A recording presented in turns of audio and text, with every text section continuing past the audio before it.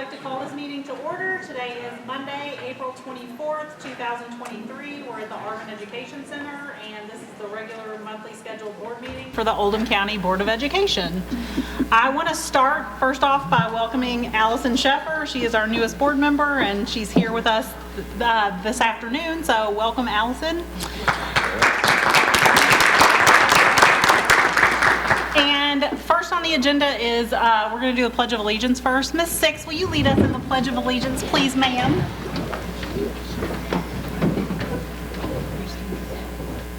I pledge allegiance to the flag of the United States of America and to the republic for which it stands, one nation, under God, indivisible, with liberty and justice for all.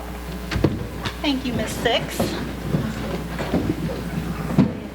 Okay, first item up on the agenda, Mr. Superintendent, do you have any changes you would like to make? Yes, I have two additions I'd like to make, or three actually, I'd like to make the board aware of. You have, first is you have an enclosure, a supplemental to enclosure B5 that I'd like to draw your attention to. That's just to supplement what's already in your agenda. Additional information, also B6, which is supplemental information for regarding our facilities that's in our consent items.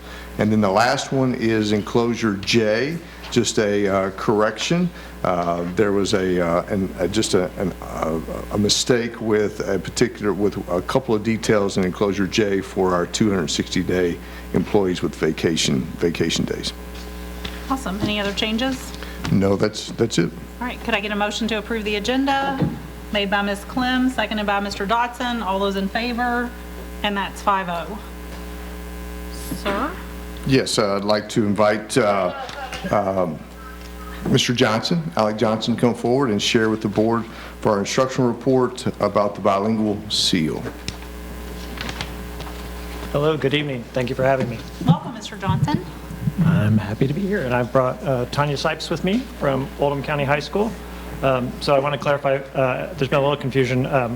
My department is the English Language Learner Department, ELL. The state of Kentucky uses the term English Learner, EL. Been a little confusion in community about what EL is or isn't. So I'm the English Learner, EL. Ms. Sipes is one of the world language teachers at Oldham County High School. And she's been playing with me on this idea of the seal of biliteracy. So we want to share that with you. So give me just a second.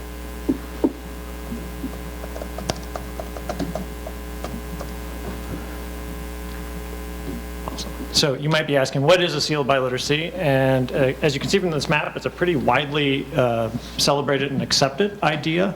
The idea is not just bilingualism, but biliteracy. So we're looking to help students gain a credential that they can share out in the world. As graduating seniors, they can go out in the world and say, hey, I am truly biliterate. I can speak, I can understand a language other than English, and I can also speak and understand in English.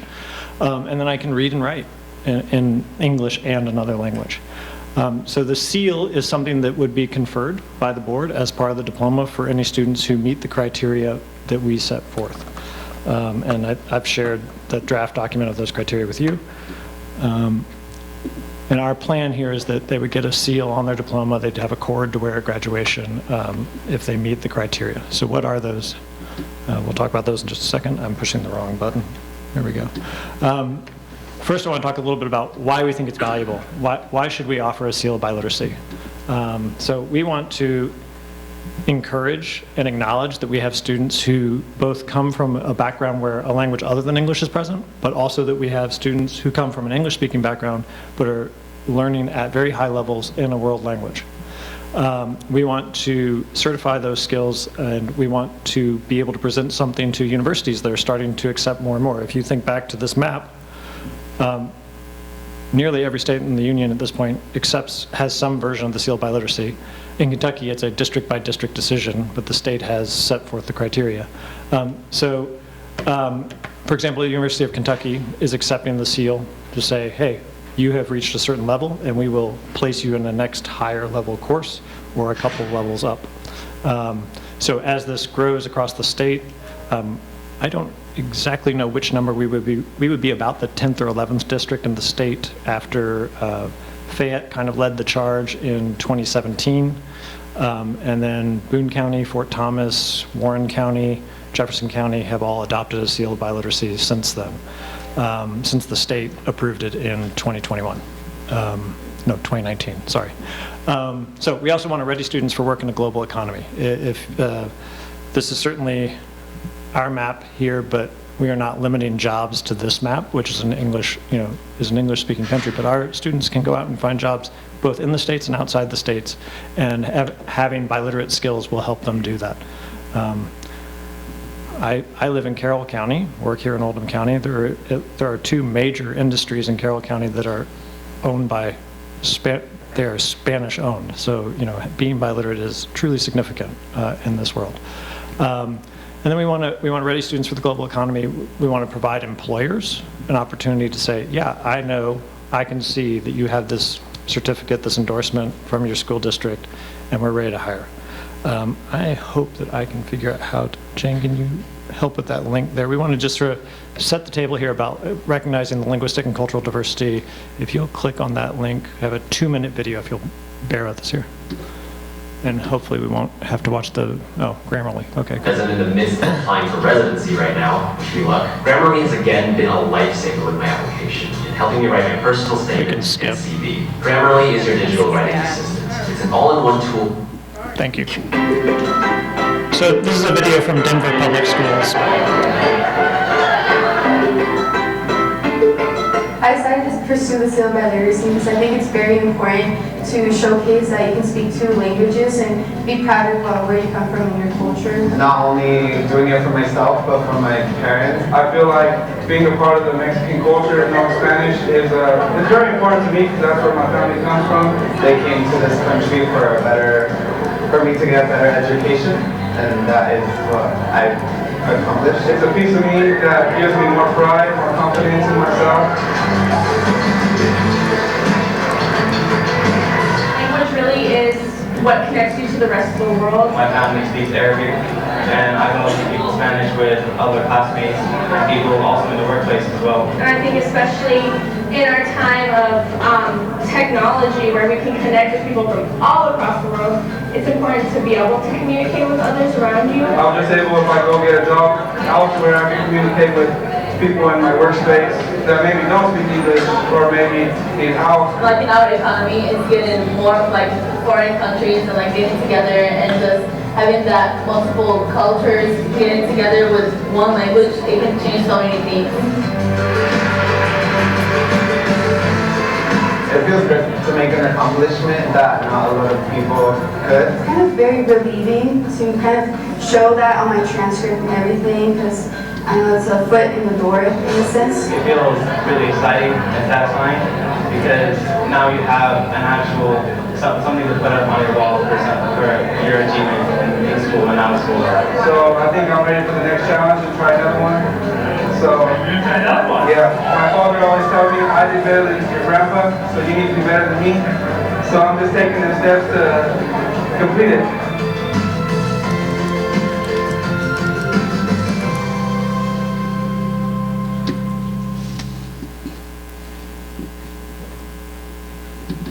So I hope the takeaway from that couple of minutes is obvious, that there are students there from multiple language backgrounds, English first, other language first, and they are able to engage with the world in multiple ways, in multiple languages, and I know that Oldham County students are ready to do that too. And in just a moment, I'm going to turn it over to Ms. Sipes, and she's going to prove that to you. But if you look at the numbers there in the blue field, this is from the Kentucky World Language Association, who has been kind of taking the charge on extending the seal of biliteracy in the state of Kentucky. But World Language folks and English learner folks have kind of traded off on that. And these are current numbers, 472 students who have earned the seal of biliteracy. Well, they're a year out date, they're 2022, I think. And 22 languages represented. We have close to 40 languages represented in Oldham County. We could definitely be acknowledging that these students are learning English and another language, and we could swell those numbers. The almost 500 could very easily increase. And I don't want to steal any more from Ms. Sipes, so I'm going to turn it over to her. So I'll talk a little bit about kind of the requirements, and we've been playing with this year to kind of see, as the world language teachers, what students would we target for this on our side? Because evidently for our ELL students and some of our immigrant students, this will be an awesome opportunity, something to go on their diploma to show a direct job skill, but also looking at those who were English speakers from birth here and who have just been learning the language in our schools and stuff. And so we started piloting this, looking at who's going to be eligible. You do have to meet the English requirement, so evidently our kids have to have, and this was set by the state. Each state can have a little bit of their own, and so we went ahead and went with the Kentucky guidelines and stuff for the Career and College Ready on the ACT, or if they take the SAT scores there, as well as a 3 or better on English AP, either of the lit or the language test, or the access scores, which is what our English language learner students take to show proficiency in the English language. So for the additional language, they can take the AP World Language or AP World Literature class and get a 3 or better.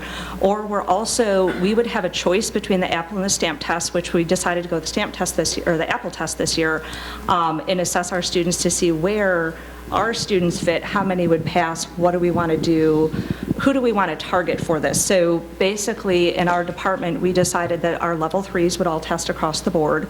So we did all the Spanish level 3s and the French level 3s, as well as we took a group of Spanish 2 students and French 2 students, and then also a select group of AP students, since this was our first time giving the exam. We learned proctoring the exam, learned more about what the exam was. Happily to say, our first time around running, we had an over 50% success rate of students who would actually be getting the seal. I think from what we've learned on how the kids did on the exam, what they told us about the exam, and so forth, we can probably make that higher. So we are looking at, from our school, from OCHS, what we learned and who to target and how to take it and so forth and stuff, probably about 50 of our kids who are not ELL kids, hopefully being able to get this seal every year, and then bringing in the ELL kids. And the seal is pretty much kind of its infancy, I would call it. In Kentucky, there's some states that have had it for almost a decade, I believe, or so, so our numbers should hopefully be growing a lot. It actually started about 20 years ago in California and has grown across the states. It was started with world language folks, and then ELL folks kind of picked it up and ran with it for a while, and now it's kind of trading hands back and forth. But it's a natural partnership.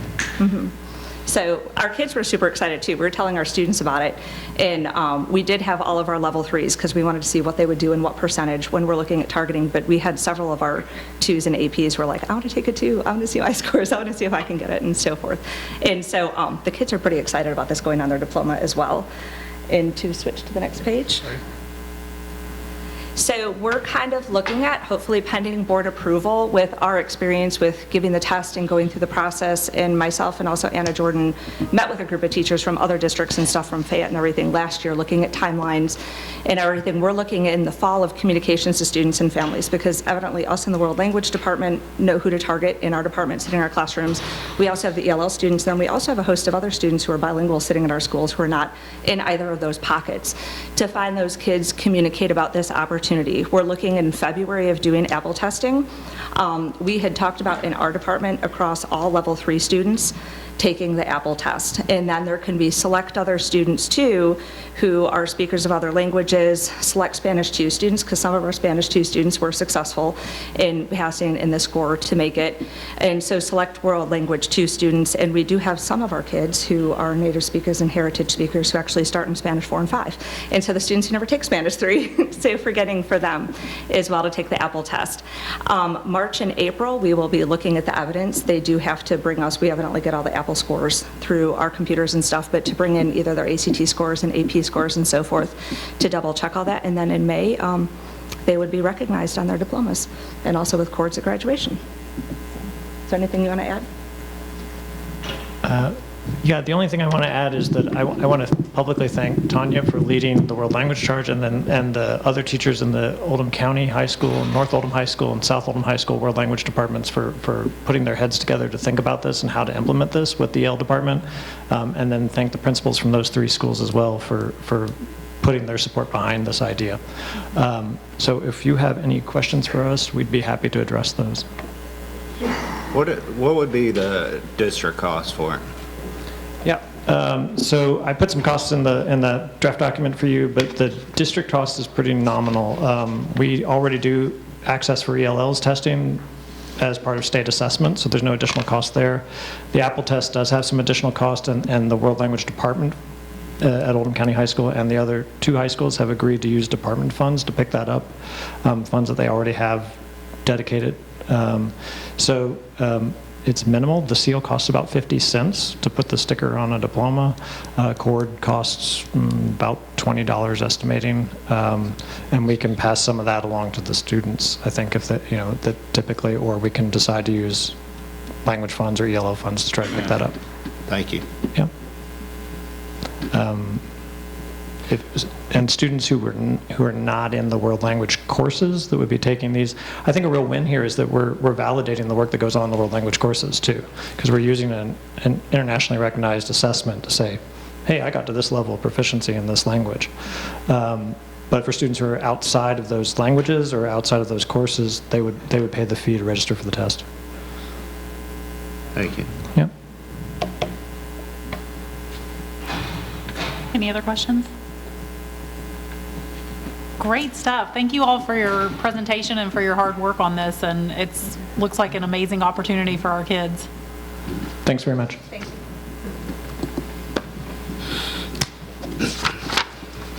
I'll go next one. Yes, sir. All right, next I'd like to invite Dr. Shelton to come forward to share with the board the treasurer's report, and then shortly right after will be the bills and claims.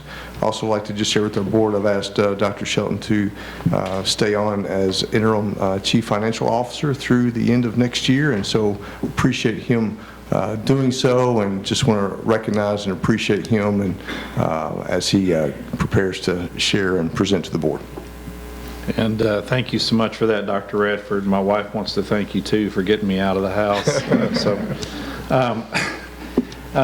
I would just like to share with you the highlights of our treasurer's report as I do each month. But if there's any questions, I'll certainly go through those in detail. As most of you know, that we're now, as we're getting through March and moving into the last quarter of our fiscal year, our receipts start to wane off a little bit. We collect most of our taxes from November through February. So when you see our receipts down, it's actually more in the normal range that we see when we're not collecting property taxes. And so our disbursements exceeded our receipts by a little over $4 million this month, which brought our fund balance down. So you can see there the breakdown between the different funds. And directly below that, we still have some bonded construction funds that we'll be working with Mr. Bohannon to clear those out in the near future. Some more good news, like we shared last month, our investment account receipts are starting to really pick up because the interest rates have risen, and so we did have nice receipts for this month in the investment account, so you can see the balance there. On the second page of the report, you have the breakdown between the funds of the cash account balances. One thing I'd point out to you is the negative balance in the capital improvements account only exists because we need to make transfers from the building fund to cover the projects. That's not an over expenditure there. That's just those two funds are generally netted together, but we do need to make some transfers to cover construction costs that we've borne there. On the third page of the report, you have some highlights, doing some analysis of historical actuals, and you can kind of see our revenues are strong. As shown there, our expenses are right on track for where we normally are in our budget. A couple of things to point out specifically there. Next month we'll receive the second allotment of the capital outlay fund revenue and the second allotment of the state equalization on our property taxes. And so when you look at those and see why are they still at 50% at this point in the year, it's because we get those funds allocated in October and then again in April. Following that, you have all the detail report which I provided to you, and have answered the questions you've had, but again, I'm happy to answer any additional questions anyone might have. Board members, any questions on the treasurer's report? Have a motion to approve? Made by Ms. Sheffer, seconded by Ms. Clem. All those in favor? And that's 5-0. Next, sir. Okay. Following that are bills and claims, which we ask for your approval.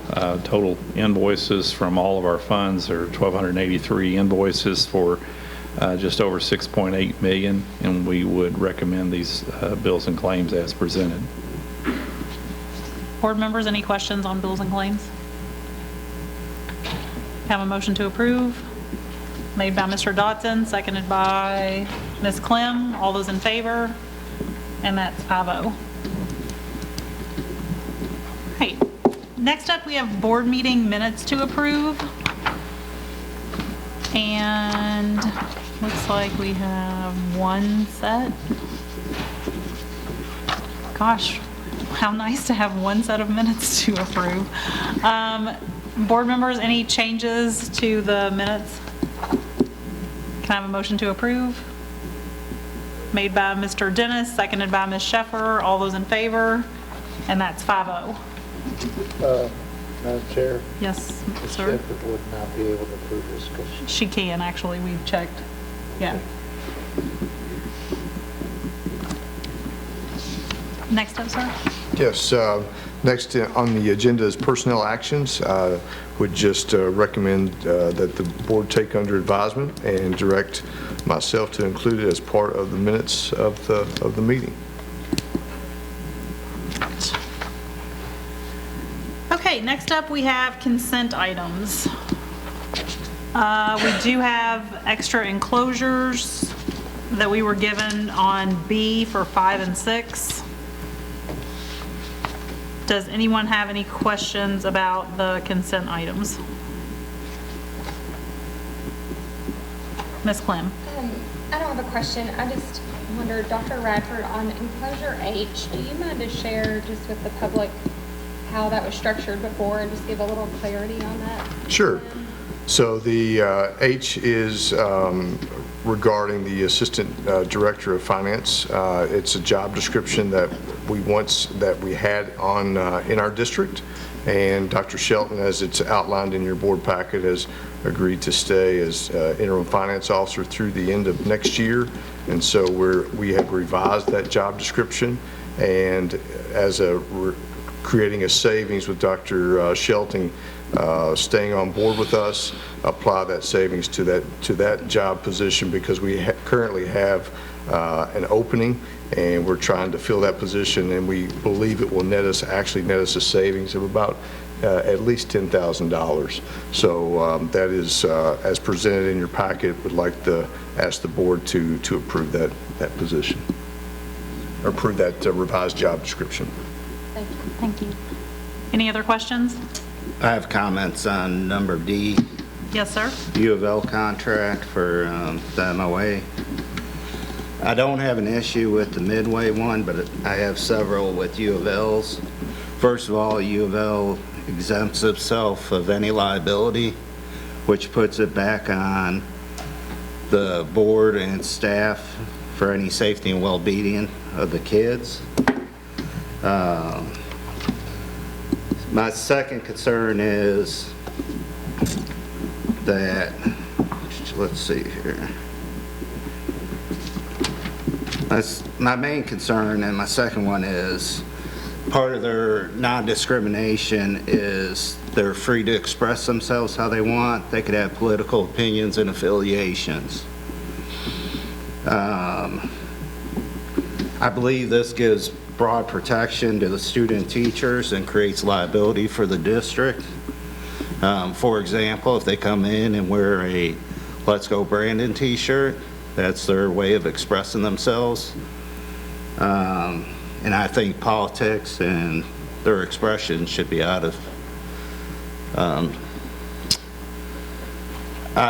shouldn't be basically put on the students. The students are here to learn.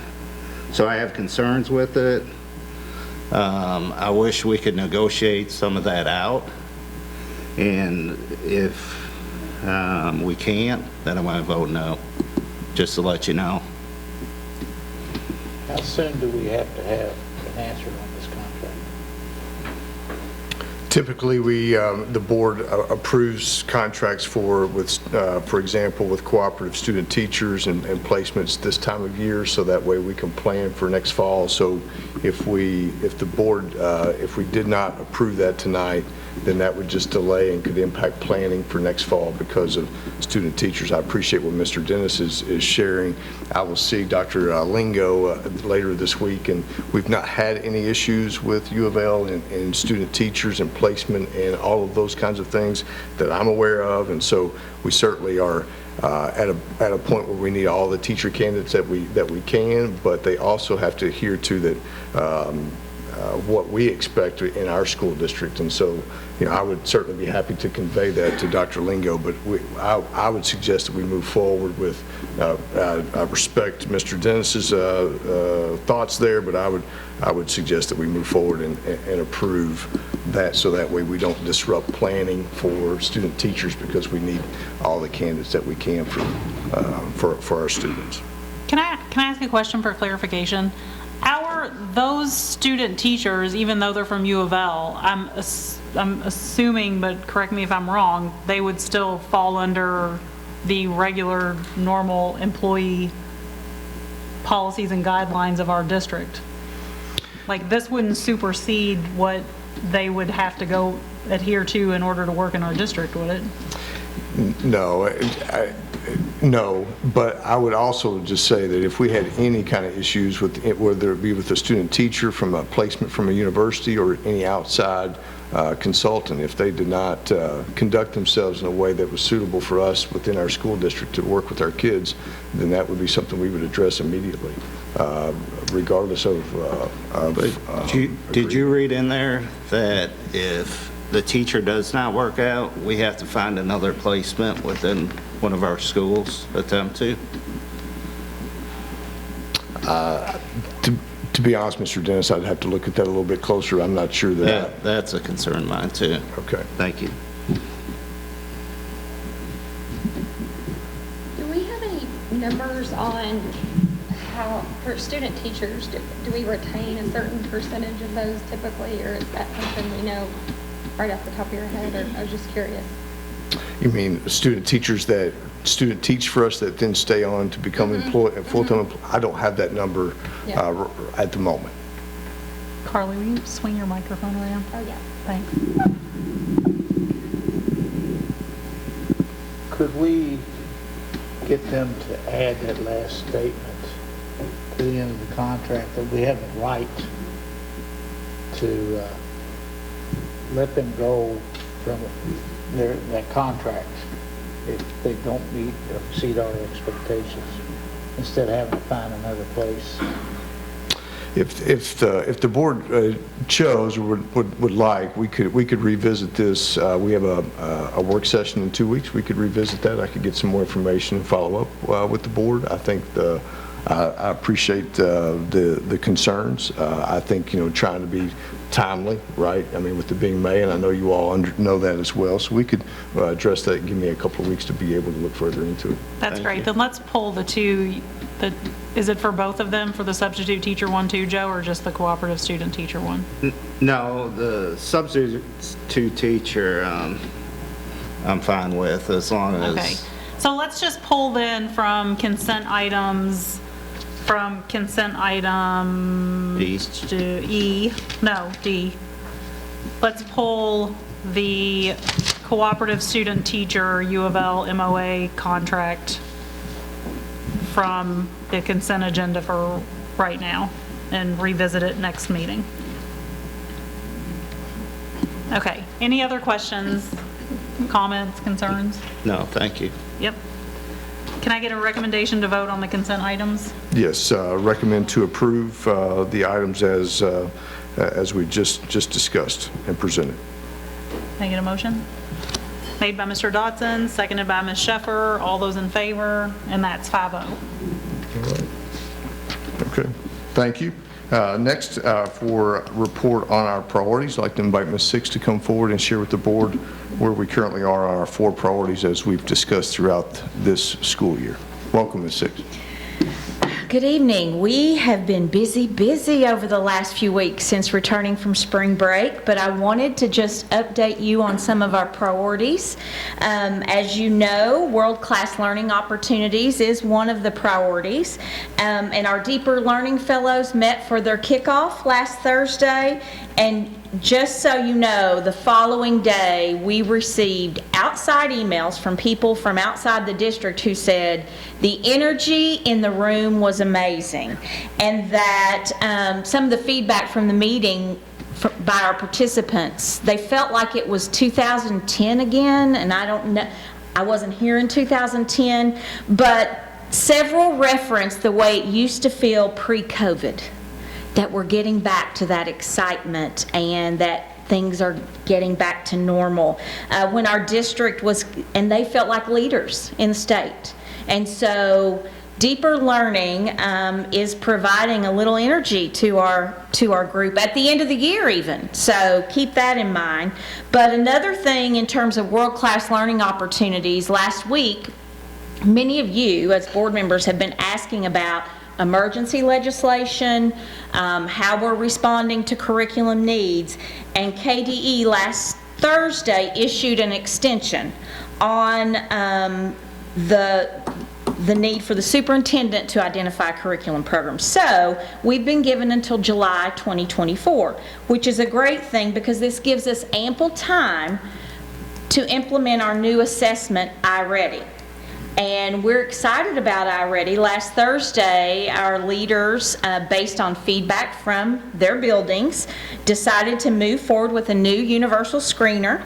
It includes the diagnostic and the progress monitoring tool in one tool, and it will help us appropriately identify the needs of our kids, and we can drill down a little deeper with what we need to do for kids, and then also that will lend itself to choosing a correct program or choosing the program we need.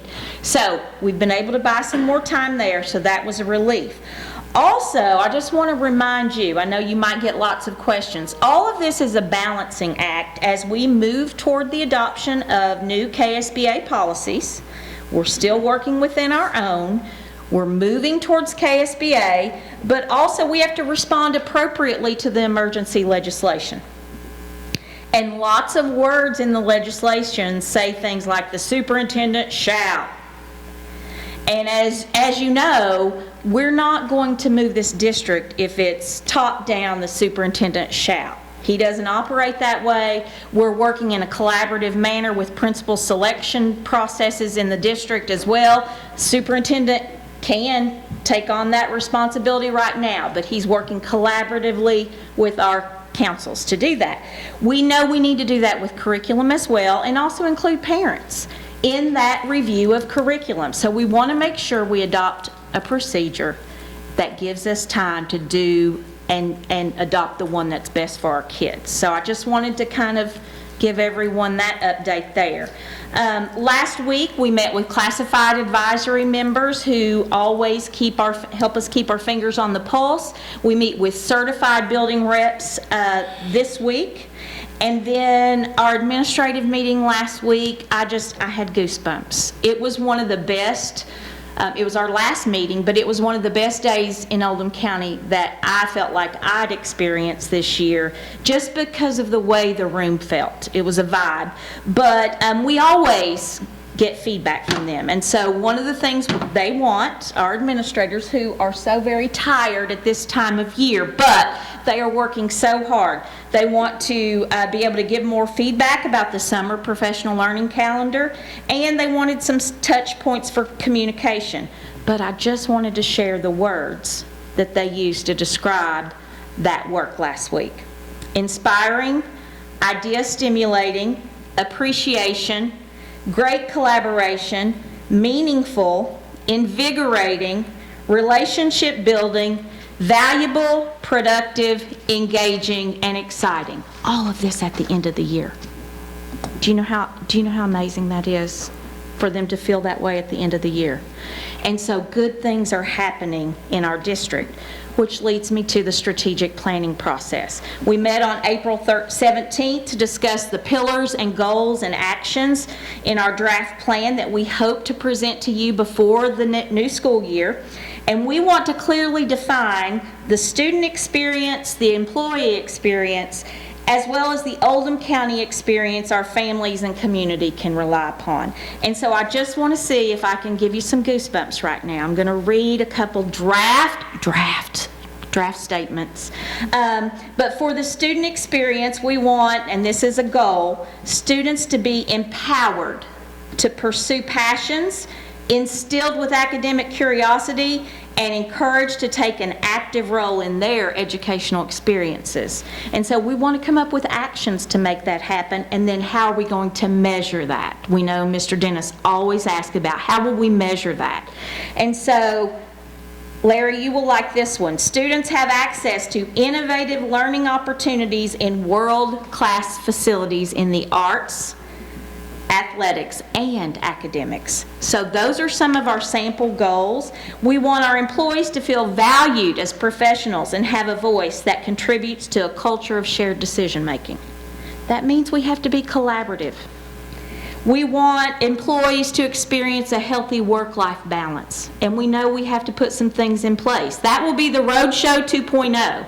How can we help them feel that they have a good balance and can take care of their own wellness and still give everything they've got to our kids?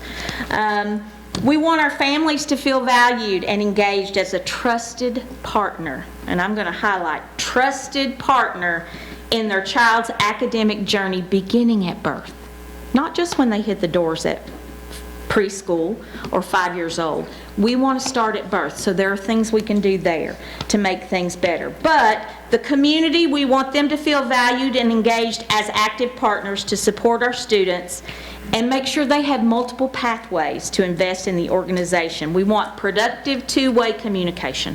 So that's just, I hope I gave you some goosebumps and some excitement, shared my excitement. I'm super proud of this team and our administrators and everyone that's working in the schools to make this a great closing to the school year. Do you have any questions for me? That was a lot and quick. I just want to say thank you to all of our employees district-wide, and it is the final push towards graduation and promotion ceremonies and end of school year activities, and I appreciate everyone's hard work and continuing efforts for our students and for our families, and thank you all so much for what you do every day in our district. It is not unnoticed and it's not unappreciated, and thank you from the bottom of my heart as a parent and as a school board member and a community member. Thank you all very much for showing up every day for our kids. It's appreciated. Yes, thank you. Okay. Thank you, Ms. Hicks.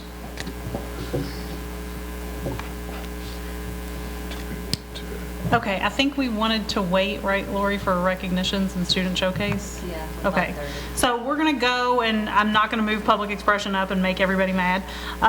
So let's go with action items next, if you don't mind, sir. Sure. So first up is action item J, consider approval of FY24 policy revision. And that's the enclosure that we got, the extra. Yes, that's when we amended the agenda. You had there was a small error that we had noted and was supplemented that to you this evening in replace of regarding vacation days. The issue was last month or in February when this was approved, we had just a cleric or a typo or one couple of issues that were grammatical or numerical, and so we just want to present that to the board for approval. Great. And correction. Any questions on this, board members? Can I get a motion to approve? Made by Mr. Dodson, seconded by Mr. Dennis. All those in favor, and that's 5-0. Next, sir. Yes, consider approval of student request for early graduation due to hardship. Okay, and we have that was in our board packet that we received. Anybody have any questions about that? Can I get a motion to approve? Made by Ms. Clem, seconded by Ms. Sheffer. All those in favor? And that's 5-0. All right, next is we have action item L, which is consider approval of increased compensation and contracted days for child care aides. Any questions about that, board members? Can I get a motion to approve? Made by Mr. Dennis, seconded by Mr. Dotson. All those in favor? And that's 5-0. Next, sir. Yes, consider approval of increased compensation for student workers.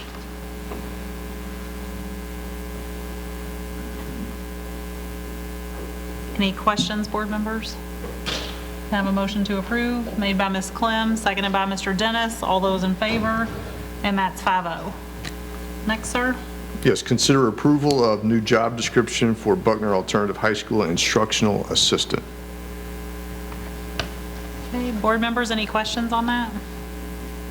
Can I get a motion to approve? Made by Mr. Dotson, seconded by Mr. Dennis. All those in favor? And that's 5-0. One more, sir. Yes, consider approval of 2 new stipend agreements as presented. I had a question on that, sir. Yes, sir. Is the stipend pretty similar to what they do for sports under number A? Yes. It's the same. The Western one's the same. It's just a. All right. Thank you. Any other questions? Can I get a motion to approve? Made by Mr. Dennis, seconded by Ms. Sheffer. All those in favor? And that's 5-0.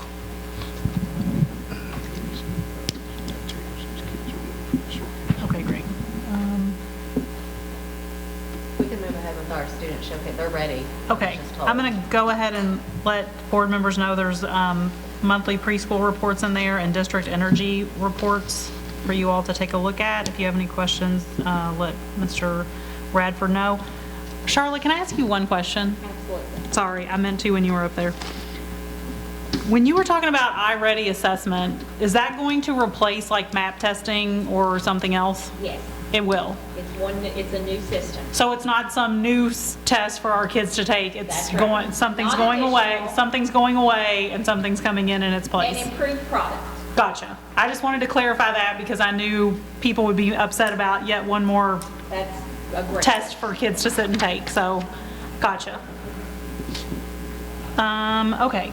Student showcase? Can I grab them? Yes. We have Oldham County Middle School here tonight for our student showcase.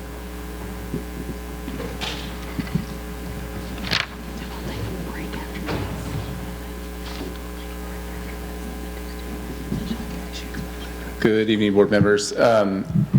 Lori just ran out to get our flight club. They're here to present and share with you all some of the awesome things that we have going on at Oldham County Middle School. Just something I'll say real quick is Oldham County Middle School, our clubs are student-driven and student-created, and so our flight club has been around for 2 or 3 years, and the idea originated by Oldham County Middle School students and has been passed down to Oldham County Middle School students, and so I appreciate you moving us up. I was watching them out there, and in my nightmares, I see middle school kids with unstructured time. So they were starting to crawl around on the couches. So they're coming in now, and our sponsor is Miss Gorbant. She is our gifted and talented teacher. This school year has done a phenomenal job with this group. So this presentation, everything is student created, so it should be fun. Thank you all.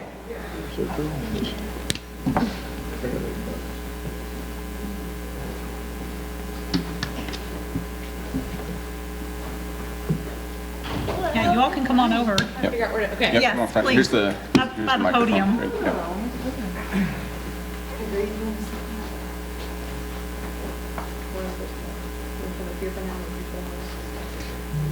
Okay.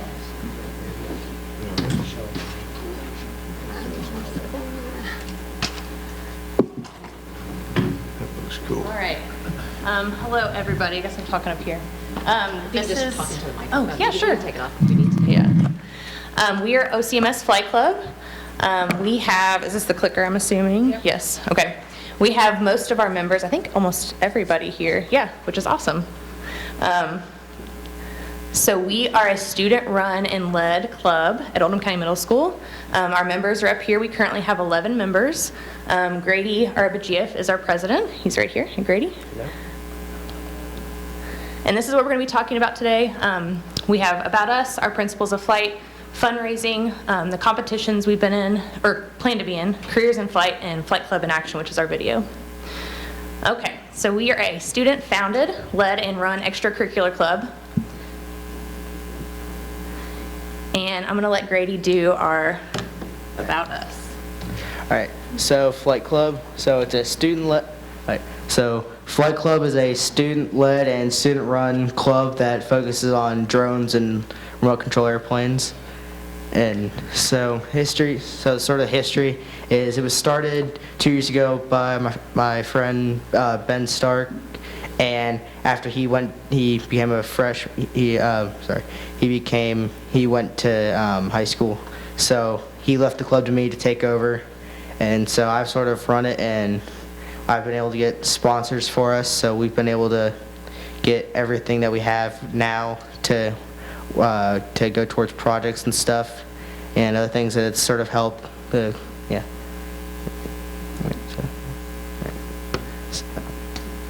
All right, so normally we have about 25 yearly meetings with a total of about 20 hours of flight, and currently we have 11 members. Austin?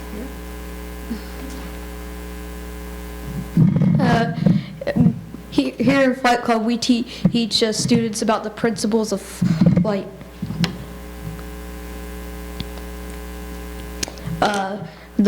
Specifically, the four main principles being thrust, lift, weight, and drag. And we teach them how this affects flight, how drones take this into account, and planes, and we sometimes incorporate this into building, things like that, and we try and mess with the physics of flight in tangible ways.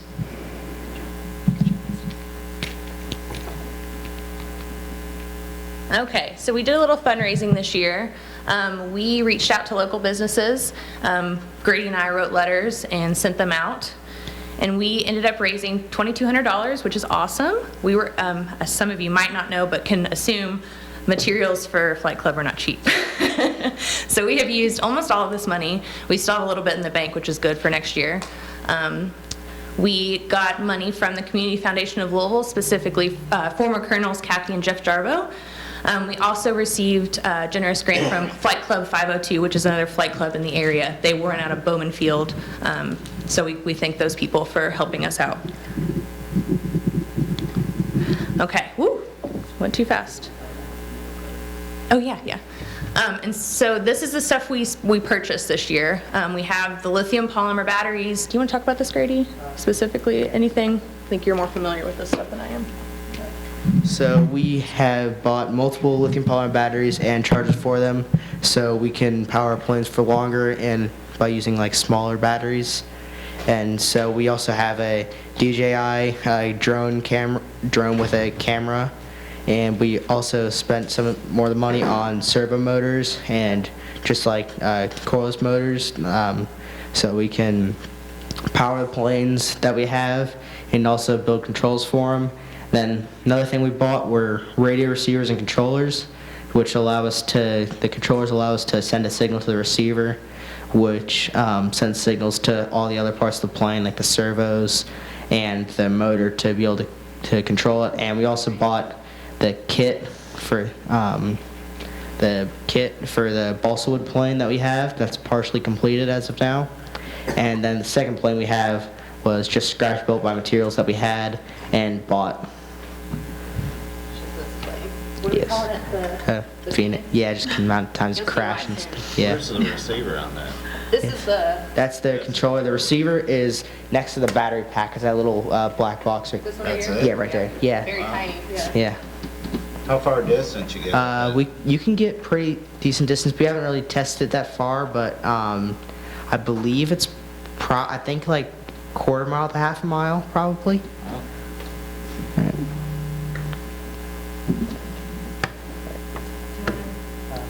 Yeah. So the next thing we've been doing is we've been trying to do is competitions. So many of the competitions we've been trying to do, they're all like STEM related. So one of them is called the Louisville Regional Science and Engineering Fair, which we're trying to do, but we could not because of the amount of time it took to just get everything sorted out for our materials and stuff. So we weren't able to do that this year. And the same with STLP, the Student Technology Leadership Program. We weren't able to do that because we weren't able to meet the deadline in time. So that's what we're planning to do next year for when the club starts up again next year. All right.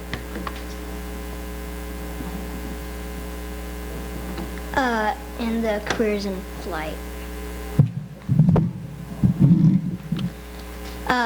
The careers in flight, there's drone and airplane pilots, engineering pilots, military pilots like fighter jets and aerospace pilots, meteorology and other professions in science, maintenance, design and manufacturing. What kind of drone is that, Dave? What's the background of that? It's UCAV, I think that's what it's called.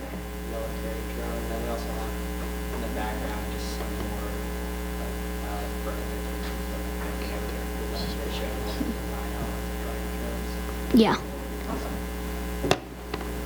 Okay. Now we have a couple videos that we were going to show. I hope that they play when we... Awesome.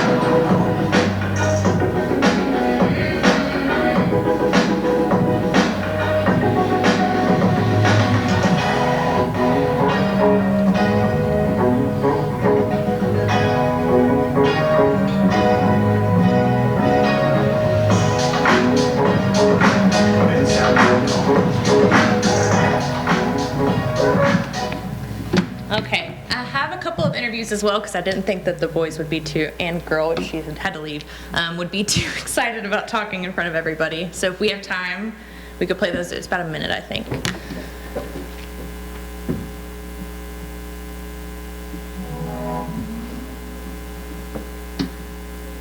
Give your name. Austin Harley. Hi, Austin Harley. What do you like about Flight Club? Well, I like how it talks about how kind of drones are made. I like about some of the electronics are used inside of there. Like having things just fly in general. Yeah, it's a lot easier than I thought it was going to be. It also prepares me for my future job. My dream job is to become an astronaut, astronaut engineer. Astronautical engineer? Yeah, really cool. So what's one goal you have next year in Flight Club? To lead it. Oh, cool. I want to lead it, and I want to do everything to make it better, and I want to make everyone know how to be the best drone flyer there is and know the robotics of everything. What are your goals in flying drones? What's something you want to learn how to do that you don't currently know how to do with flying drones? I would say I would probably want to learn how to do like a lot better pictures and like better photo quality. Yeah, great. What are your all's names? My name's Wyatt. Hi guys, I know you all are newer in Flight Club, but tell me something you've learned about flying drones this year. Well, we learned about the principles of flying drones and how to fly them. What's your name? All right, Davis, what do you like about Flight Club? I like how we get to fly drones. Yeah? What is one thing you've learned flying drones that you didn't know before Flight Club? I didn't really know the basics of flight, and I learned like how to fly the drones better. Yeah. Okay, so if you're thinking about a career in aviation, what kind of career does Flight Club help you explore? I'd like to be a military pilot and fly an A-10 Warthog or a B-2 bomber. Nice. What's your name? Sam, what have you learned in Flight Club this year? We've learned about lift and drag. Yeah, lift and drag. What do you like about Flight Club? I like how we fly drones. Yeah. And if you were to pick a career in flight and aviation, what would you pick? Military pilot. Like a military drone pilot or a military plane pilot? Drone pilot? Cool. Next year, what are you looking forward to in Flight Club? Building the plane. Yeah, building a new plane. Tyler, what is something that interests you about Flight Club, specifically like a project you were thinking about doing in Gates this year? Turning an RC car into a drone by it able to still drive like a normal car, but also fly like a drone. So it would have kind of like wheels that would be powered by air, right? Wheels that will turn into propellers by air pressure. Very cool. Right. Those are the interviews from the boys, the Flight Club members. We have a drone here, which I think we could do a demonstration if you all wanted, but we don't need to if we run out of time. So yeah. Do it real good. Yeah, do it. Yeah, okay. Ready? Absolutely. Yeah. Mr. Bohannon, you can get them to check the roofs on the buildings for you. I was just thinking we could probably put a dust mop on those and get them.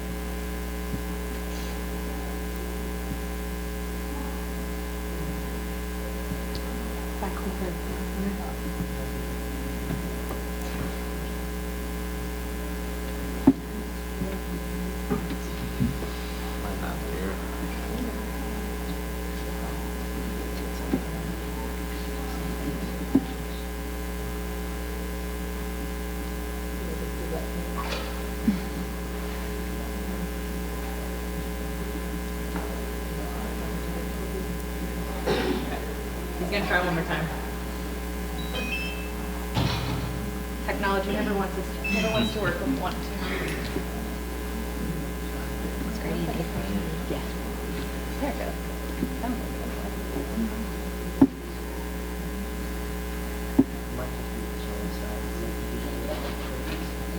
Okay, we having technical difficulties? All right.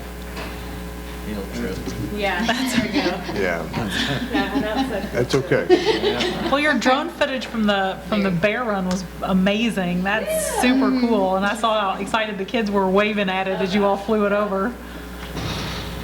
That's amazing. What a great club and what fun. We could have it running up the other show because we've been able to, last year, sort of when me and my friends were messing around before we could incorporate up, they were able to, like we at one point did a demonstration, we were able to like top my head while standing. It's very drunk, just sometimes there's troubles. Nice. No problem. Well, thank you all so much. That was a great presentation.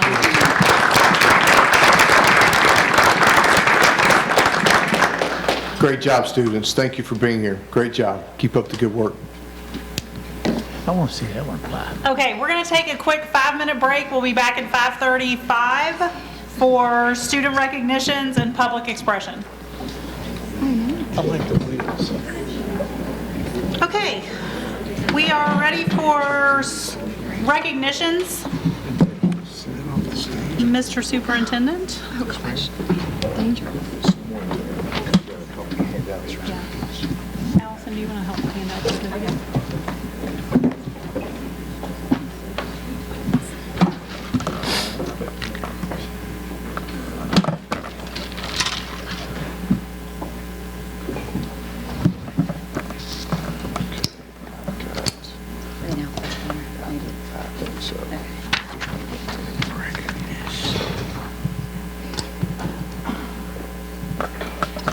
Okay, first I'd like to recognize our Gatton Academy and Craft Academy students.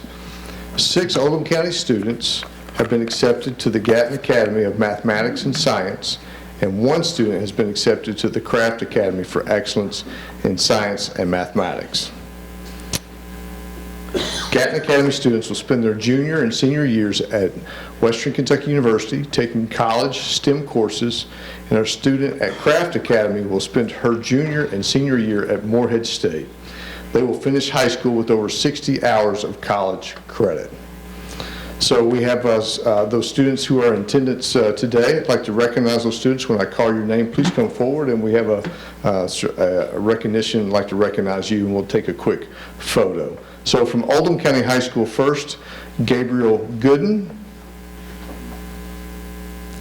Jacob Dant, Mabel Vilt, Koa Greist. Please come forward, and please help me give those students a big round of applause.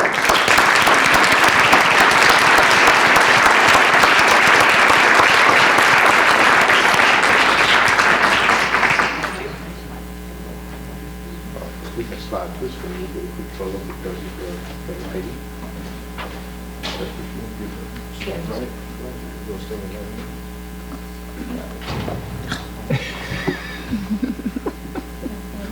What's the matter, Suzanne?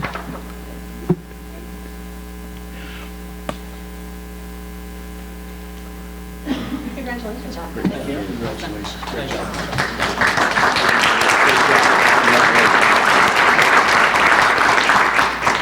Okay, next from South Oldham High School, we have Nee Hall and Matthew Clark.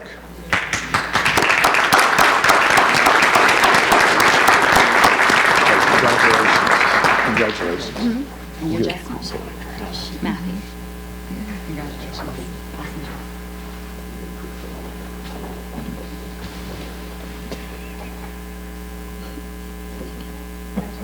Thank you. Good job, Steve. What I'll do at restaurants.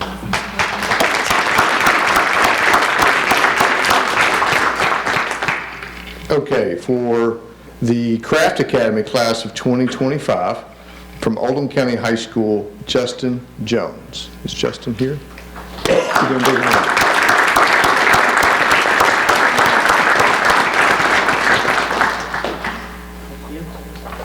Hey, Justin. Congratulations. Okay.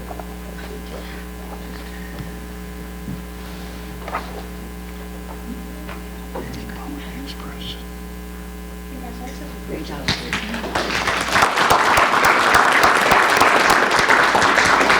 Okay, from South Oldham High School for the Craft Academy class of 2025, that's Maya Wiegand. I don't think Maya is able to be here tonight. All right. So could we give those students all one big more round of applause, please?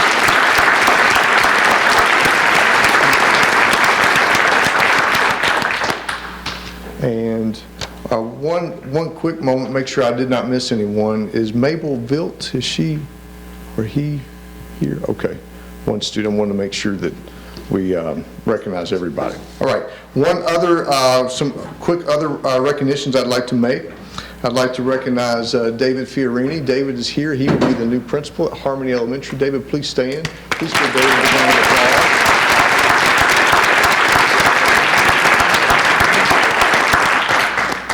David, look forward to your leadership at Harmony, and thank you for stepping into this leadership role. Next, I'd like to recognize our new level directors. Liz Dant will be our elementary level director. Please stand.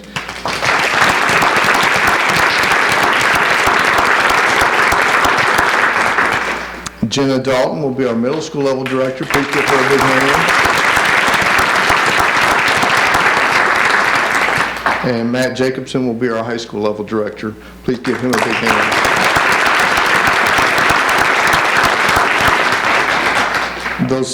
So congratulations to all three of those school leaders, and we look forward to your leadership in our district. And we're already underway with the principal selection process and collaborating with our SBDM council. So, Madam Chair, that is all the recognitions I have for this evening. Turn it back over to you. Okay. Finally, we have public expression is the last item on our agenda tonight. I believe, is Mr. Davis out there?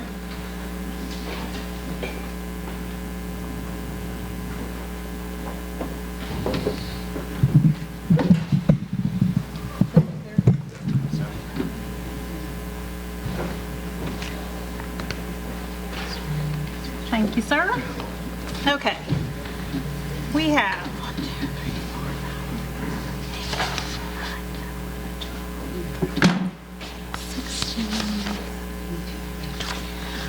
we have 20 people signed up for public expression.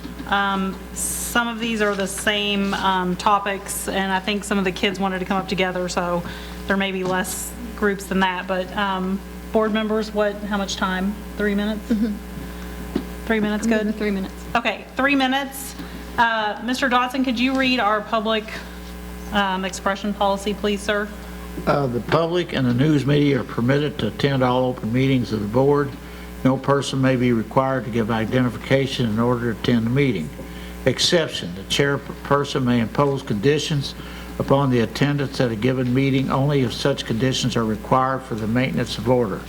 The board as a whole shall have final decision as to the appropriateness of the rulings. Public comment period. Each regular meeting shall include a public comment period of at least 15 minutes. Any board rules and policies regarding conduct during the board meeting shall apply during the public comment period. Individuals or groups should contact the office of the superintendent prior to the next scheduled meeting in order to be considered for inclusion on the agenda. Persons wishing to address the board must first be recognized by the chairpersons. Persons who wish to address an agenda item should seek recognition at the time the board considers that particular item. Persons who wish to address the board on a non-agenda concern are asked to seek recognition from the chairperson at the presentation item on the agenda. Speakers, the chairperson may require the name and address of the speaker. The chairperson may rule on the relevance of the topic to the board's agenda. The chairperson may also establish time limits for speakers as may be required to maintain order to ensure expedient conduct of the board's business. The board as a whole shall have the final decision as to the appropriateness of all rulings. Non-agenda issues, the board will not take official action on non-agenda issues introduced by the public in the meeting at which they are first introduced. Thank you, Mr. Dodson. Looking over the topics for public expression tonight, I do want to remind everyone that we do not talk about or discuss certain personnel during open board meetings. If you have a concern about a particular person that works for our district, the proper place to take that is to the principal of your school or to Dr. Radford. But the board does not have any say over personnel issues other than the superintendent. So I just want to remind everyone of that before we get started. The first person on the list is Adam Schneider.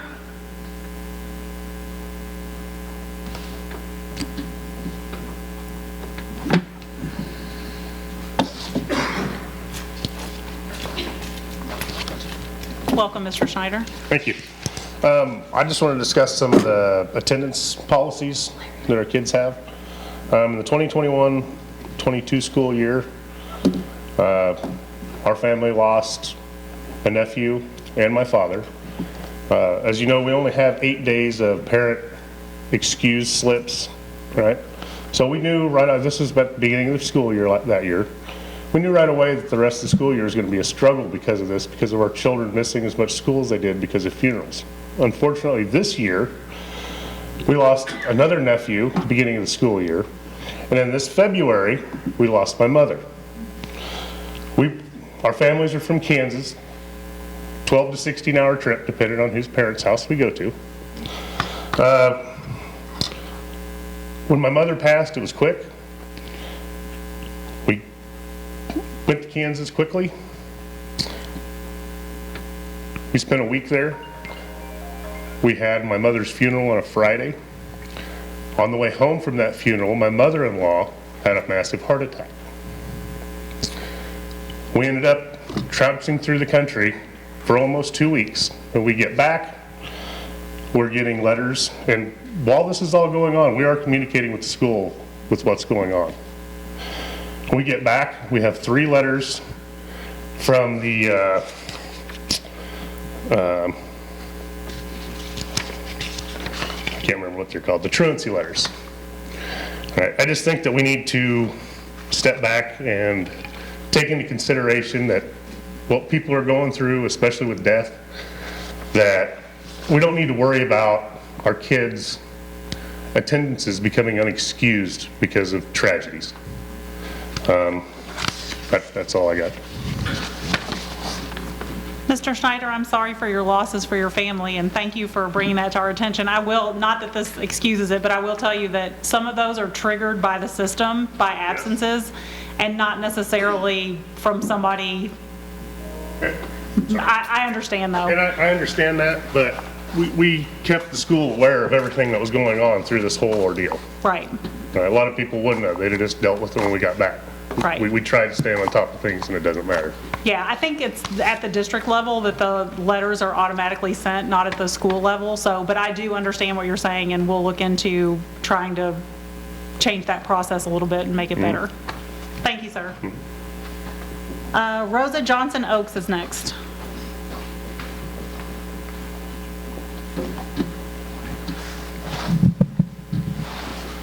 Hello. Since February, when information about restructuring was released by a concerned teacher, parents questioned why the district would abruptly change the gifted program, eliminating pull-out services, eliminating PTP teachers and the Gates director, effectively ending a successful 13-year program used as a model for surrounding counties. Gifted programs are not improved when service options and educators are eliminated. What is our PTP program without PTP teachers? Does our district lack resources to provide for the basic needs of our students and comply with state regulations? Unfortunately, the resources are there, but our priorities are not. Our district eliminated pull-out services with PTP teachers and the Gates director and used the money to fund administrative raises. We took vital resources away from K-3 students and gave it to administrators. At the January meeting, changes to the administrative pay scale were discussed without identifying the source of funding. Troubled by the lack of complete transparency, our Gates director expressed her concerns in a letter to the board. She stated, and I quote, "The public should know the full record of what is taking place in our district on behalf of their children. I was sitting amidst parents and community members that night, and I heard their comments. They had no idea that the change would come from, in part, the elimination of a student-facing program. Under the salary schedule approved in February, administrators will receive a raise, a step increase, and the 2% raise. The district promotes $600,000 of savings, but how much are we spending on administrative raises and new administrative positions? Administrators who planned and promoted gifted restructuring are now directly financially benefiting from the removal of PTP teachers and their services. How does our district justify these actions? By claiming that students benefit from push-in services in overcrowded classrooms, adding more responsibilities to already overwhelmed and underpaid teachers, by claiming that the scale of top-tier administrators had to change because a few of them left higher salaries and needed raises. The board does not have to vote on administrative raises as an all-or-nothing package deal. The district has not publicly provided any clear plan moving forward, other than placing the responsibility of gifted education into the hands of general education teachers, and recently designating 4 administrative positions to handle the work that was done efficiently and effectively by one Gates director. Adding more layers of administration, more costs, and more funds diverted away from student education. When the goal is to improve gifted education, you don't remove gifted teachers. When the goal is to prioritize all students, you don't remove services from gifted and not ELL and ECS students. When the goal is to retain quality educators, you don't leave teachers with 2% and give more to administrators. When the goal is to prioritize education, you don't cut gifted ed and provide administrative raises with the funds. Ms. Johnson Oaks, that's your time. I have another statement, please. When the goal is to further the interests of our entire district, you don't allocate resources to high-salary administrative positions while you fail to provide for basic needs of a school system such as adequate transportation and teachers. Okay, you've used your time and I've let you go over. So if you have more that you would like to email us, you're more than welcome to do that. I have 2 more sentences if that's okay. How much time you got? How much more you got? I have this right here. Can we let her finish, please? My conclusion. Go ahead. Thank you. Please prioritize our students and teachers. Oldham County has the resources to provide certified teachers and appropriate special educational services for all gifted students, including K through 3. Resources should always be allocated to meet the basic educational needs of our students first. Thank you. Thank you.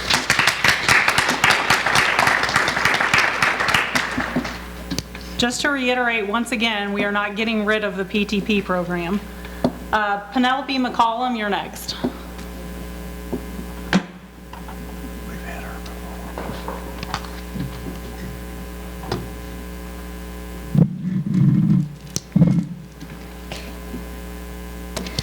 Hello, I would like to address 2 points, PTP and gifted education, and a new advanced math program for elementary. Gifted education is special education. Gifted students require services beyond what is provided in the classroom by general education teachers. To receive an appropriate education, they need certified gifted educators, pull-out services with peers, and lessons aligned with national standards. Classroom enrichment opportunities in a push-in model twice a month will not satisfy 704 KAR 3285. State funding requires that 75% of the funds be used to employ certified personnel beyond the general education classroom teacher because Kentucky recognizes that these students require special services. Failing to formally identify K through 3 students as gifted allows schools to provide fewer services for grades K through 3, but it does not eliminate their right to have certified teachers and accelerated learning opportunities through PTP. Additionally, nothing prohibits our county from providing more than the bare minimum set forth by the state. Oldham County recently increased student-to-teacher ratios. Our Gates director and assistant principals rightly expressed dire concern regarding the mountain of responsibility this is placing onto the shoulders of classroom teachers who lack the support, resources, and training to educate special needs students. In our Gates director's own words, now more than ever, classroom teachers need the extra support and training of district PTP resource teachers to meet the needs of all learners. Lastly, I learned of a new advanced math program started at the beginning of this school year by discussion with a parent and another person.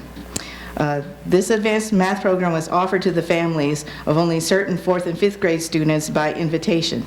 Eligibility seemed to depend on one criterion, namely a math score of at least 240.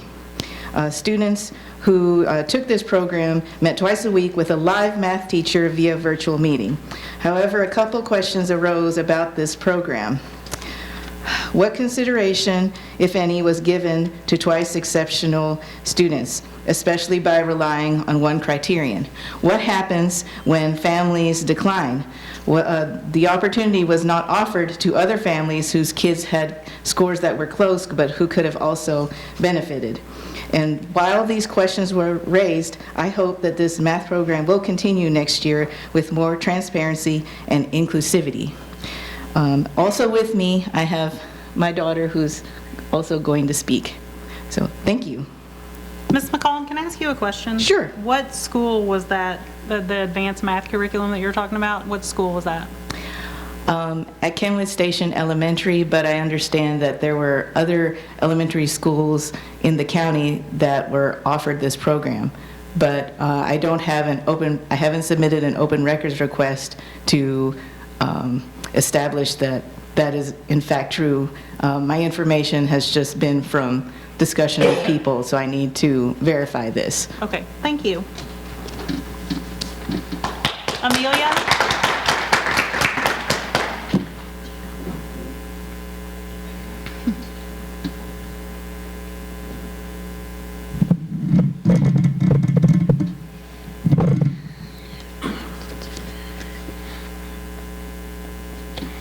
I am currently in Gates. My name is Amelia, and I used to be in PTP. And I want PTP, and I have no idea how you are going to do PTP without the teachers. And at PTP, I was actually challenged. I enjoyed normal class, but at PTP, I felt like I belonged. The puzzles I solved were on my level. I met people I still am friends with today. I met Quinn in Hour of Code, and we sit next to each other in class, and we're good friends. I learned origami and read some really good books. I really thought a lot. My little sister always comes home with a smile on her face on PTP days.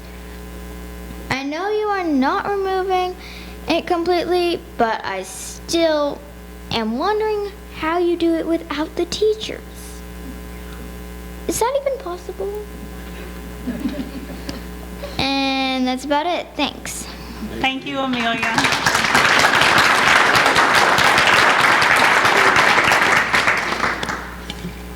Next up is Suzette Bowl.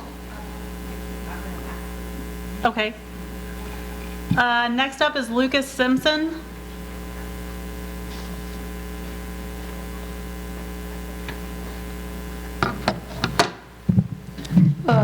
Dr. Radford, I'm speaking directly to you.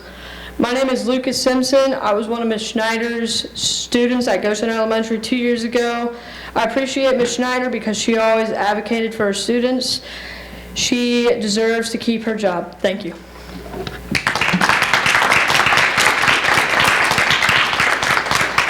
I readdress? I'm sorry. I called me and I was going to step out. Okay. Just a quick note from my daughter at Goshen Elementary, and she had Mrs. Snyder. I just want to, like, this is not the place for that. I understand that you want to talk about it, but as a board, we do not weigh in on personnel issues. And Dr. Radford, and you would need to direct that to Dr. Radford in private and not in a public forum. Okay, there's several of us here. I understand. I'm just explaining that we don't weigh in on personnel issues aside from the superintendent. Ma'am, I have your name. I will reach out to you and follow up and be happy to have a conversation with you about concerns that you have. As Ms. Hunley has pointed out, the board does not get involved with personnel decisions, and with it being a public meeting, we don't reference or discuss employees by name. Dan, I thought, though, that the principal makes the recommendation to you. Yes, ma'am. That is correct. However, the board meeting is not the appropriate place because it is a public meeting. It's a personnel matter, and if any of us in the audience were an employee, I would ask the same thing, including yourself. So I'd be happy to speak with you. Okay, thank you. Appreciate it. Thank you. I got a question. How can't the public speak about a topic If it's, If they wanted to discuss about, make a public expression about the process or about a particular topic, the ask is that they wouldn't discuss or talk about personnel or people specifically. but they're speaking of support of an employee. I don't know if I agree with that. But we, as a board, it's I understand that, but we're listening to the public just express concerns about an item. I know we can't respond, but what does it hurt to listen to the people? Because the point is that we're, as a Board of Education, we do not weigh in on personnel matters. So we are here to address topics that we have say over or jurisdiction over, and personnel is not one of them, per se. Individual personnel are not part of what we have control over as a Board of Education. I understand, but I think it's a scapegoat that we're not allowing them to talk, and that's all I'll say. Okay. Sarah Simpson?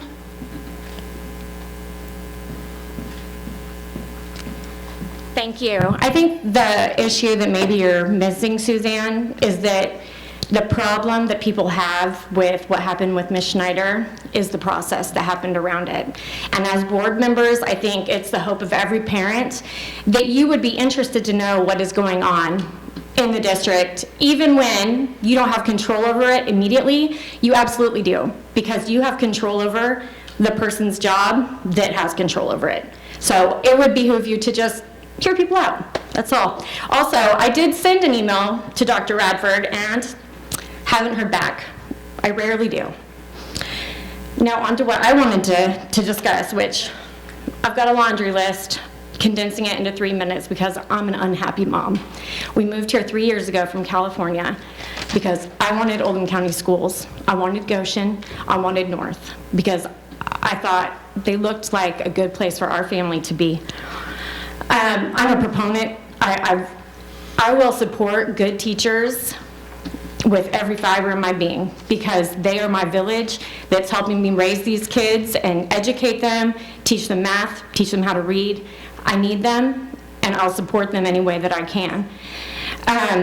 We all know that there is a teacher shortage. We're feeling it here in our county, and it's being felt nationally. I have a child in North this year that doesn't even have a teacher. He doesn't have a certified teacher in his class. He just has a person that's showing up, which I could go on about, but I will leave that for another time. According to a USA report, the top reasons cited why teachers are leaving is low pay, behavioral issues, and increasingly being put in the center of culture wars. All very good, valid concerns that I think we can all see. We need teachers, and our teachers need raises. Funding is generally cited as reasons why we can't give our teachers raises. So when I heard that 2 of our gifted teachers were being let go, I thought, I'm going to take a step back. I'm not going to respond emotionally, and I'm going to try to look and see what's going on here. And I was told that they were being let go because we needed to give our teachers a raise. I can get on board with that. I didn't love it, but I would get on board with it because I believe our teachers need more money. Imagine my and every Gates parent's feeling being slapped in the face when we heard just, a week and a half later, that 3 principals in the same day resigned from their jobs to take administrative positions. Positions that are either new or haven't been filled for quite a while and are now being filled.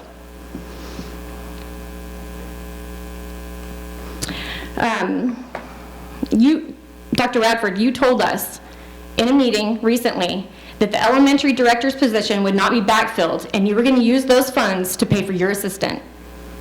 I guess that wasn't true. You got your assistant, and now your assistant has an assistant. You hired 3 director positions.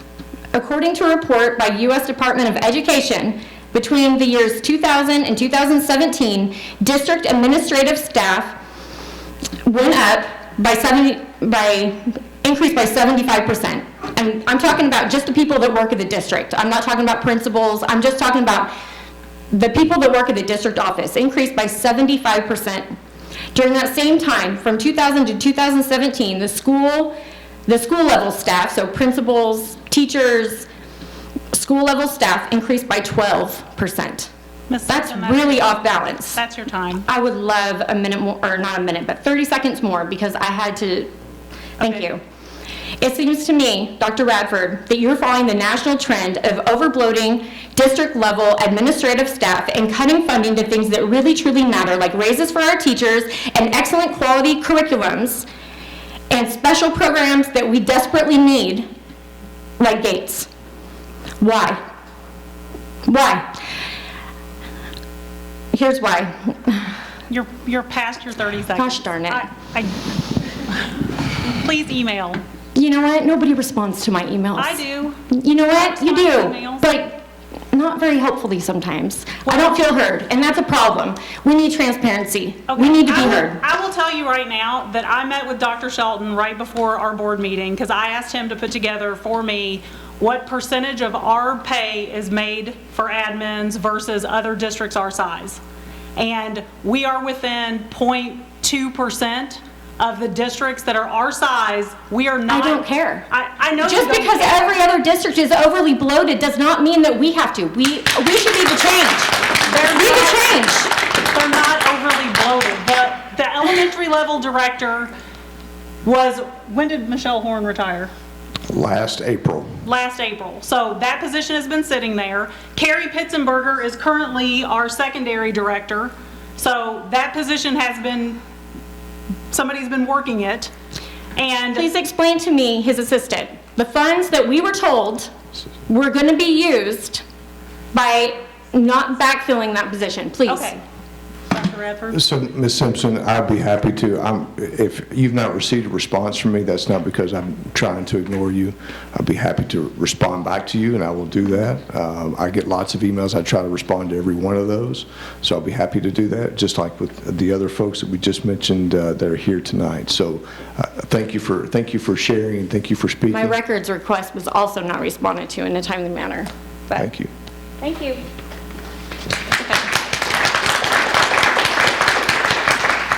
The next person, it's just, I can't read it. I'm sorry. It looks like a YAS.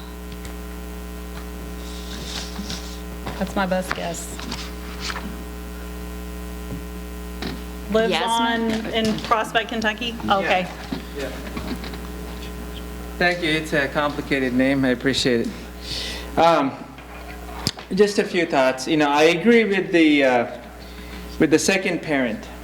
The second parent who spoke about Gates program.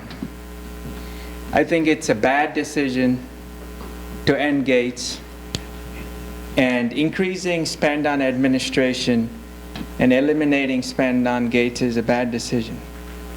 And I hope your board will get involved and listen to the parents and make a change. Otherwise, there's only one way this whole school system will go. If you're not pointing kids to excellence, you're going to point them to mediocrity. And this Oldham County can become another mediocrity in the country, which is okay. But some of us will move out of here because we're not going to pay our tax dollars to put up with this. The second point is the mom from California, great points. Totally agree with her as well. And I really hope that the board takes notice of what the mom from California said. And finally, the decision about Mrs. Schneider, and my wife emailed you, Dr. Radford, and you just said one point, can't talk about personal. Well, you can't hide behind that. I run businesses, everybody has a job here, we run businesses. But hiding behind that is not the answer. I really hope you change your decision and reinstate her as a teacher. I'm talking about Mrs. Janelle Schneider. Every single kid loves her. I never met a kid who said anything negative on her. So I really hope that the board gets involved, even though it's not your responsibility, and makes a change. Thank you.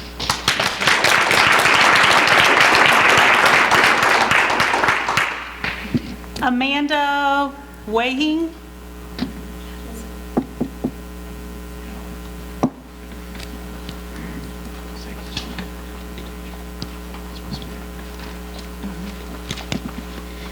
Good evening.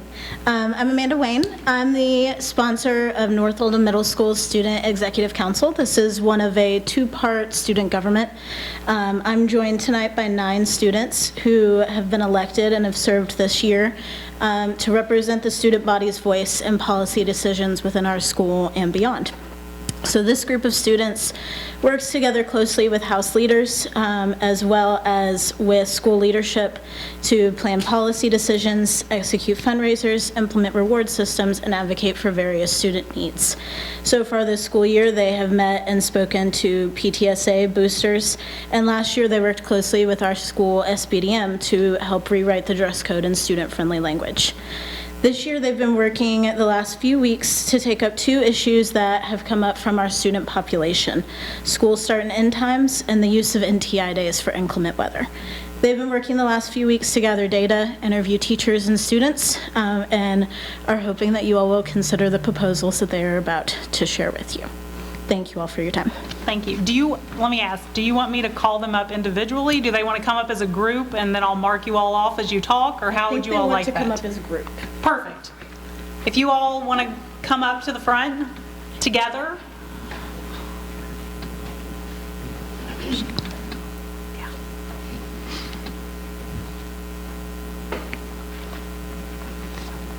Okay, I'm going to go in the order that you all signed up, is that correct? Yes. That is correct. Okay, just want to make sure. So Nate Dunlap, you're first. Come on down. Hello, I am Nate Dunlap, a 7th grader at North Oldham Middle School. I am here speaking about school start and end times for both middle school and high school. We strongly encourage you to move school start times for high school and middle school they are currently at 9 o'clock in the morning and 4 p.m. in the afternoon, back 30 minutes so we would arrive at school at 8:30 and leave at 3:30. We believe this change would be helpful to both students and teachers. With an earlier start and end time for our schools, some parents may not be able to pick up their students because of work or prior engagements. So we propose a study group with high school students from the district. The high school students will come from after school from 3:30 to 4 to help struggling students with their homework, schoolwork, big projects, or whatever else the student needs. This is beneficial to both the middle school and high school students. The high school students will get volunteer hours, leadership opportunities, and experience teaching. This will be a massive benefit for high school students, especially students who want to pursue education. We call this our middle school mentors. While study sessions are going on, parents will have this time to be able to pick up their students at the previous time. Now, we understand you may be worried about supervision, but currently teachers at our school have to sign up for at least 2 late bus days, meaning that they will have to stay later. And so for the days that the middle school mentors will be held, not only will the students at the late buses have help and guidance for their schoolwork, but teachers could also have time for planning and personal hobbies, instead of standing in the hallways waiting for buses. This provides help for the students that choose to come to North Oldham Middle School to middle school mentors, but also late bus students. Connecting with our other goals, with our current start and end time, students and teachers would be in the school building missing extracurricular activities until almost 5. Our goal with the new schedule is the teachers and the students would only have to stay around until 4 if they did have to stay. And as you can see, this easy free fix would be the best way to enhance every student and teacher's time, education, and workload. Thank you, Nate. Arnav Phillips, did I say that right? Yes. Okay, I'm Arnav Phillips. I'm a 7th grader from North Oldham Middle School, and I'm going to expand on the idea that we should change our start time from 9 to 4 to 8:30 to 3:30. Teachers have one of the toughest occupations in the world, and a large part of their job is planning. Currently, teachers do not have very much time to plan as their school day ends at 4, and lots of them are busy after this, especially teachers with kids. The planning periods are frequently taken up by team meetings. One of our valued North Oldham teachers said, "Due to the change in specifically the ending time of the school, traffic patterns have changed and now I get home much later than I used to." Another benefit of this plan is that it may help retain teachers. Another NOMS teacher said, "If they change the start time, I won't leave Oldham. 30 minutes may not seem like a lot, but the current end time is during rush hour, and 3:30 would allow me to skip the traffic." When we did a survey of teachers at our school, we found all of the teachers we asked supported an earlier start time. We are currently facing an unprecedented teaching shortage, and anything that can help us retain our valued educators should be welcomed. In addition, another benefit of this incredible plan is the additional planning time it gives teachers. Although a seemingly small benefit, this will allow teachers to perfect their lessons up to standards. While some may maintain that teachers lose valuable morning planning time, they fail to take into account the simple fact that teachers are tired in the morning. If they plan later in the day, they will create more high-quality items because they will be wide awake. In addition, our plan will allow teachers to get more rest, making them better educators. Students wake up and go to school when the sun is rising and practically go home when the sun is setting.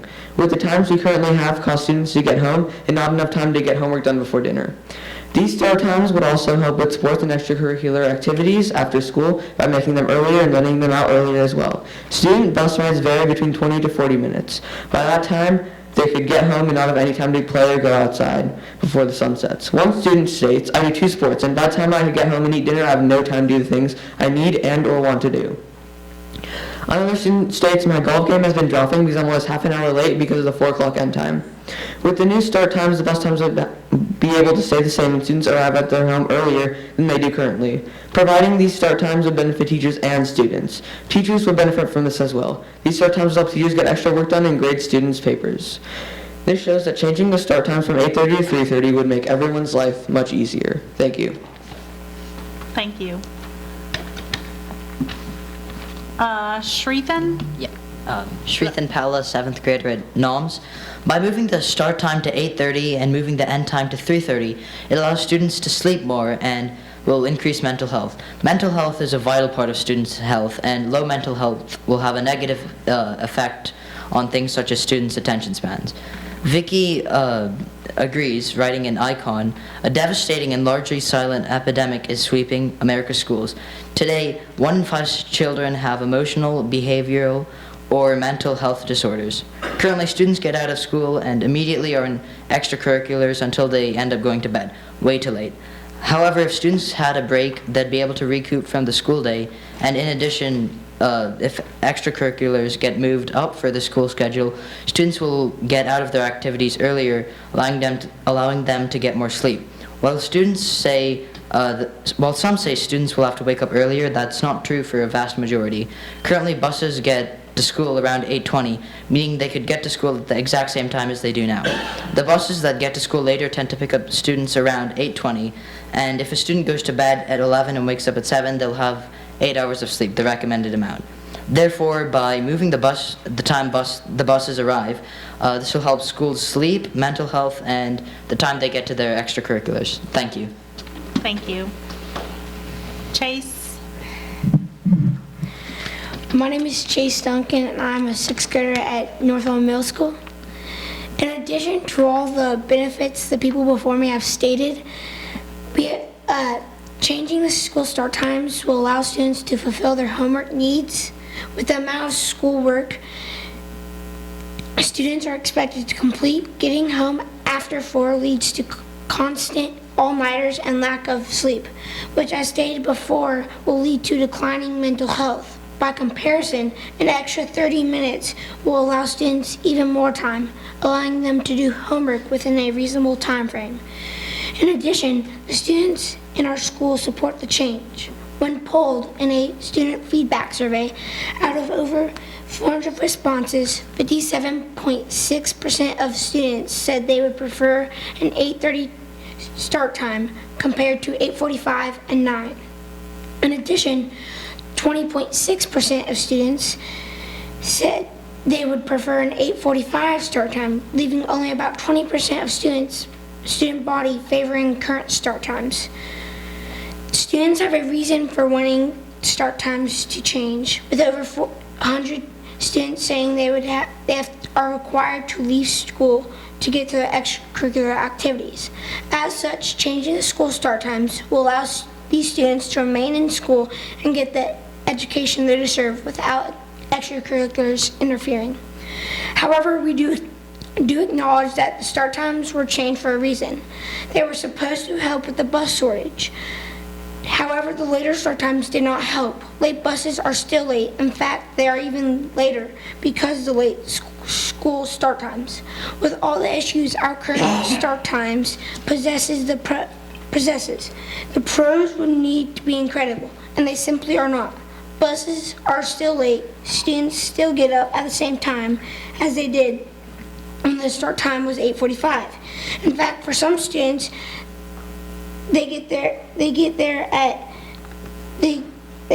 current start time is not working, and we clearly need to change. While moving the start times back will not solve the bus shortage, we believe it will not harm the bus situation and other pros. It would be meaningful to change. So we implore you to listen to all of the evidence and move the school start time for the 23-24 school year to 8:30. Thank you.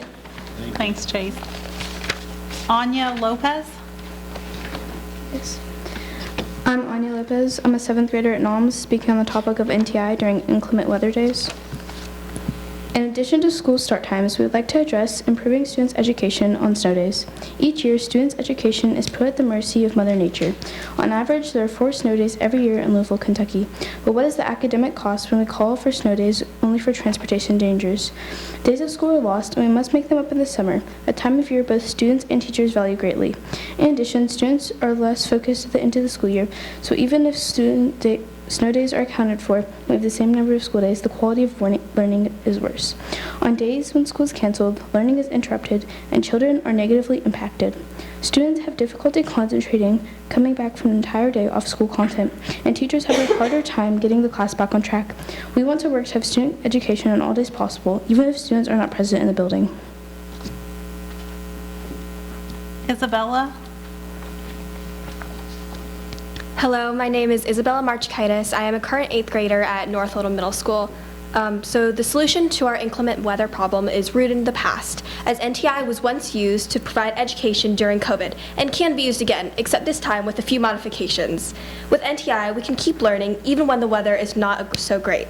Since students aren't as motivated at the end of the school year, it makes more sense to not add any days to the last months of school. And instead, we use NTI to keep students learning and focused on their core standards without any unexpected interruptions. These NTI inclement weather days will give students opportunities to continue their learning from home while still enjoying a break from the school building for a day. Our NTI plan will have students participating in all 6 of their classes at home and to keep their learning continual. Thank you. Thank you. Lillian? Hello, my name is Lillian Mushinsky. Now for some more details about our proposal. The idea is that we can have lessons that tie into our core standards, so students won't just have busy work and will still be engaged with relevant content. Teachers could create a backup lesson for NTI snow days when they plan lessons at the beginning of the year, so they won't be rushed to create a lesson when inclement weather days arrive. Google Meets will not ideally be required and be left up to individual teachers to decide if they want to make students sign on.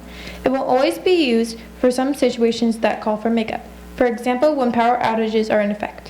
When it's only for transportation dangers, then NTI will be used to continue educating. Since we did have trouble educating our students during COVID, we will use our background and experience to make online learning more better and efficient for teachers and students. Peyton? I'm Peyton Sylvester. I'm an 8th grader at North Oldham Middle School. Additionally, we have feedback from North Oldham Middle School staff and teachers. 89% we interviewed were in favor of NTI on snow days because, like students, they desire more days of summer. Another positive that many teachers mentioned is that NTI school days make for easy attendance management and give students more responsibility and accountability for their own learning. While some had concerns about the beginning of implementation, they agreed that NTI snow days would be worth the upfront hassle in the long run. Kissanet? Hello, I'm Kissanet Blanford. In conclusion, students attend school to obtain a well-rounded education. However, when this education is disrupted, it results in several extensive issues. Extreme weather is affecting students' summers and interrupting crucial learning, but NTI days will prove to be a beneficial solution. By accepting the solution, all students will have focused and engaged learning throughout the school year. Let's make our problem solving from the past our greatest solution to the future. Thank you for our time.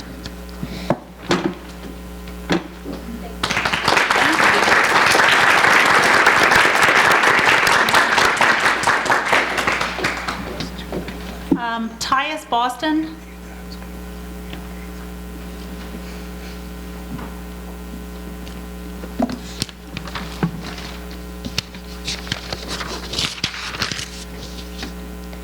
Hello board members, my name is Tyus Boston. I'm here to tell you about a wonderful teacher I had at Goshen Elementary and how she has helped change my life.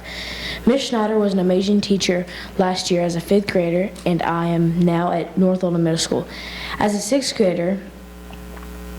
3rd grader, I was diagnosed with ADHD, but my doctors and teachers could see that I had trouble staying focused. During the time, I was put on medicines that helped my behavior but changed who I was and my personality. My parents made the decision to take me off these medicines after I was losing weight and not getting any taller. I struggled in school with grades and being a distraction in class. Ms. Schneider had conferences with my parents to develop a plan to get me back on track without the use of medicines. Up until her class, I didn't like school much. I have had great teachers like Miss Sturm, but still didn't like school. Miss Schneider really cared about me and my grades, so she found a way to make school fun for me, keep me focused, and have good discipline. I am now an honor roll student, going along with being an athlete, playing baseball, football, golf, and basketball. I also sing in the North Oldham Middle School choir. I will remember that Ms. Schneider did. I will remember all that Ms. Schneider did for me and forever. I think she should be recognized for what she has done for me, and many other Goshen kids. Thank you.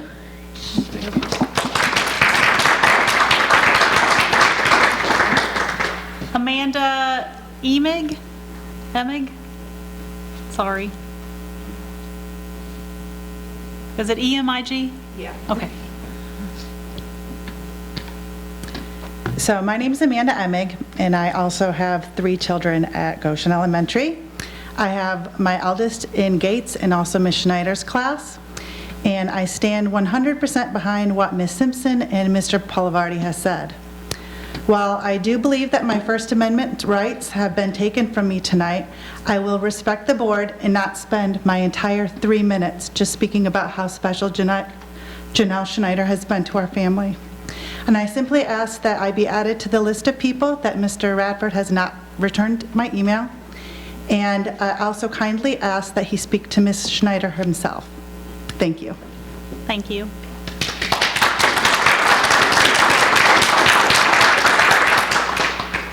That concludes our list of public expression. And sir, do you have a recommendation? Oh, wait. We have to go to executive session, sorry. Yes. Mr. Dodson, could you read our executive session? Secondary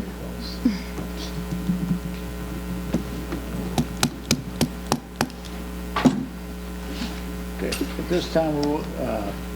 this time, I need a motion to go in executive session to discuss the following matters. The board needs to go in executive session pursuant to KRS 61.810 1C to discuss litigation, preparation, the public disclosure of which would jeopardize the board's position, and pursuant to KRS 61.810 1T, discussions which might lead to the appointment, discipline, or dismissal of an individual employee. Can I have a motion to go into executive session? Is that your motion, Joe? Made by Mr. Dennis, seconded by Ms. Clem. All those in favor, and that's 5-0. So we're adjourned.